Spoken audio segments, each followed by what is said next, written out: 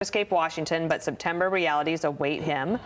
And I don't need to read the rest of it. It's basically saying he did Pilates, he has grandkids. Okay, fine. I don't want to do that. But this second story, Paul, I'm a little bit freaking out about it. Okay, the National Archives is saying it has 5,400 Biden emails in which the president potentially used fake names to forward government information and discuss business with his son Hunter. That's incredible. Apparently he used a couple of different pseudonyms, one of them J.R.B. Ware.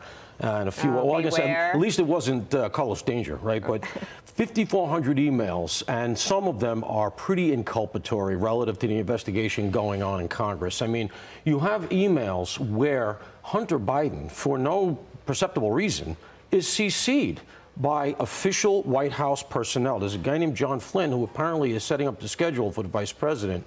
He puts Hunter Biden on a CC for a call with Poroshenko. Wow. Not long, the Ukrainian president, not long after Joe Biden pulled that leverage and said, you want that $1 billion, you got to hire the prosecutor that's looking into my son's company.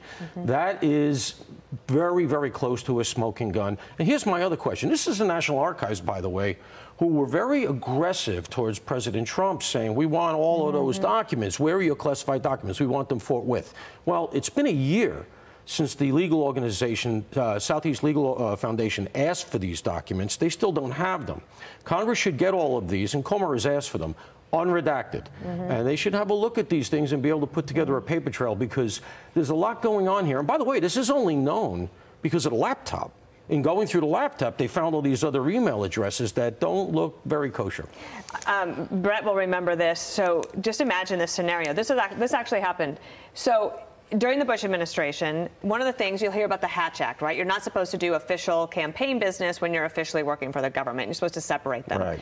There was this scandal of crazy proportions, okay, that some people that worked in the Bush White House on the political side, when they were emailing with the RNC, they didn't remember to switch their address. Right. So were they doing it on official government business, or were they doing official government business on their private emails? And this went on forever. And I just want to challenge every one of those reporters who reported on that at the time and made me answer 1,000 questions a day about this, all the documents that we turned over, all the time that we spent. Let's see how much the media does on this. Yeah, they're not going to do much. And, you know, we saw this even during the recent Trump administration, where they were giving Kayleigh McEnany a hard time about whether she could talk from the lectern about stuff relative to the election. So, obviously, there's a double standard when it comes to the Republicans. All of a sudden, everybody's a lawyer. They're going to split hairs on the Hatch Act.